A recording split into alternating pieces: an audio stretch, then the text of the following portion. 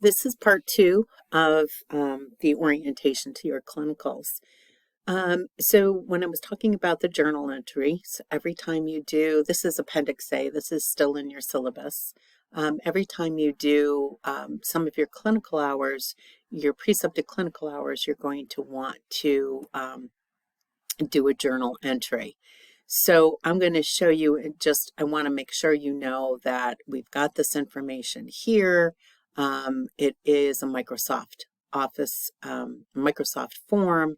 So after you complete it, it's sent directly to me. You have your own individual journal, so other students don't have access to it. And again, it's a complete or incomplete grading.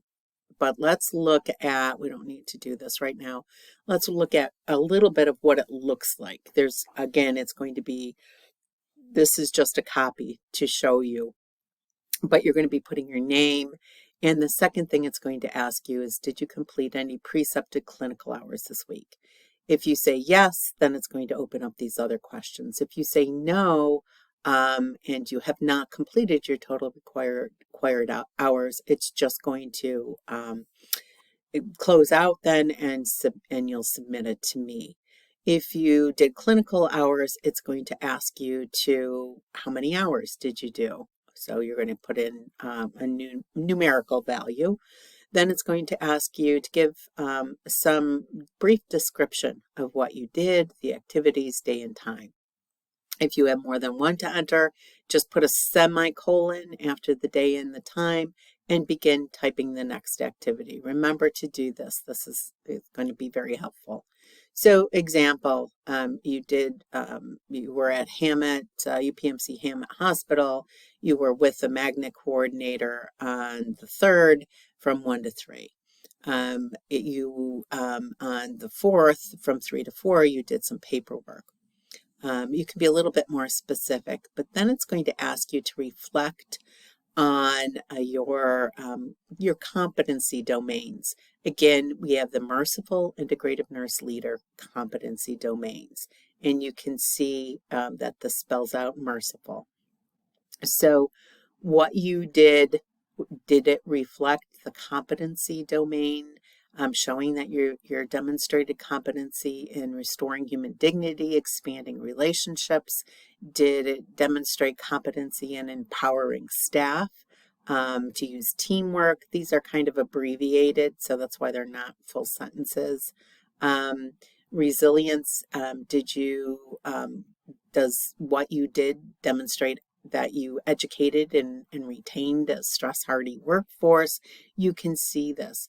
So you don't have to do every single one every single day, but by the end of this 60 hours, you're going to have wanted to demonstrate competency in each of these. Now, the full definition is within the other documents. So you're going to say, you're going to pick mercy. I demonstrated mercy, and you're going to explain how. And you might also want to include, do you have questions for your clinical faculty? That's me. I'm looking at these. I'll be reviewing them. I can answer those questions to you in email. What did you find to be beneficial? Why? What was not so beneficial? Why? Did you make changes in your goals, your aims, that I'm going to show you in a minute? Or maybe your safety initiative or your project, your capstone project. Did you make changes in it? How are you progressing on that? So that is, and then at the end, please make sure that before I can submit grades, I need a student self-evaluation. Also, you will have that link to the Microsoft form. It's not this. And the preceptor will need to complete this feedback. So now I want to show you a different document, and there's two of them here. This is the document. It's just a copy. I know it's light, but this is a document. It's another Microsoft form that you're going to be completed before you start your clinical hours. So it's going to say, hey, whatever your name is, hi. You're going to it's still going to require your first name, your last name, and this is so it submits and I can see who's done it, the date you worked on this, what, where is your state of residence? Where is your state or states of licensure? What's your cell phone? What's your primary place of employment? Your employment status, full-time, whatever. Present position title. And here's a summary. Please give me a summary of your nursing management or supervisory experience to help me better understand what your goals and aims will be is based on what you've done in the past. Where are you going to do your clinical practicum hours? The name of the facility, and are you an employee? That's fine. In fact, it's recommended. But are you a faculty at this, or a faculty? Are you an employee at this facility? The full address, including zip code. Who is your preceptor? Their name, their title, their credentials. Do they have a master's in nursing, a doctorate in nursing practice?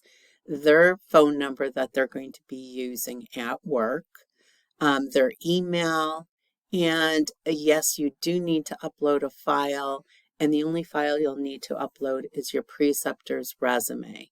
And this is just helpful to see what type of work and experience your preceptor has had in the past. So I'm going to close out of that one, and I'm going to open up another one if I didn't just turn it off. Okay, no, that's the preceptor feedback. So give me 1 minute. I'm just going to pause. And another form that you're going to be doing and completing is going to be your goals and objectives and for this clinical preceptor experience. Now, please note that the other form I just reviewed has to be done before you start your clinical hours. And I need to assure that we have a clinical affiliation agreement in place. If you don't know if we have one, please let me know where you're planning on it, and then we can get that together. I can help get that clinical affiliation agreement. So after you do that first one we just reviewed, you may start, after you've completed Practicum Module 1, and you've submitted that form, which is a part of Practicum Module 1, you can go ahead and start your hours. You probably want to do this form with your preceptor, and you can use that for hours. You, cannot engage in direct patient care as part of this experience. This is a leadership capstone. You're not caregiving, you're not providing individual patient care. This is a leadership experience. So the non-direct care activities is what you're going to be working on. And you can see here's just some ideas, as far as what some of your goals or aims might be, depending on your experience. You might have others. I just wanted to put down some, like, do you need more time in applying conflict resolution skills, collaboration? Are you interested in magnet status, helping more with whether you have it or don't, the reports going out, etc. Risk management, error reporting, working with quality improvement. Those are all some. So again, it's going to ask for your name and that you have reviewed the final clinical course assignments. So that's Practicum Module 1. And then you're going to, the date you met with your preceptor to discuss these goals. And then you're going to list agreed upon preceptor, graduate student, and maybe me, clinical faculty, sitting down and talking, or you talk with your preceptor and then submit them, and I'll review this. Goals, objectives, outcomes that are clear, specific, measurable, and doable in 60 hours. Make sure that you tell your preceptor this is a non-direct care experience, and base these goals on areas that you want to enhance your expertise in and content that you want to apply in the clinical arena to be a more skilled nurse leader. Don't do the same things you already know how to do. This is a time to do something different. So once you're completed that, you're submitting that, and that's coming to me. So I wanted to tell you a little bit more that once I get the other form about who your clinical preceptor is, I will be communicating with them. First by email, I will be sharing a kind of a preceptor orientation PowerPoint, voiceover PowerPoint that they can listen to, very short. I attach the syllabus, and I attach, what else? The preceptor policy, so they know their role, your role, etc. And then, so there will be that communication. I do ask that sometime during your clinical, preferably towards the beginning after you've met to look at goals and aims, that you met with your preceptor to look at goals and aims, that you let me know a time that I can speak with you and your preceptor, or if you're not both together, just your preceptor. I do like to thank them and to answer any questions. So that's a little bit about your clinical. And again, because it is individualized, I do expect that you're going to be contacting me and we can talk a little bit more, but I want you to know this information. If you need anything else from me, please let me know. I'm going to open up the course a little bit early, so you're going to be able to access some of these documents. And thanks for listening.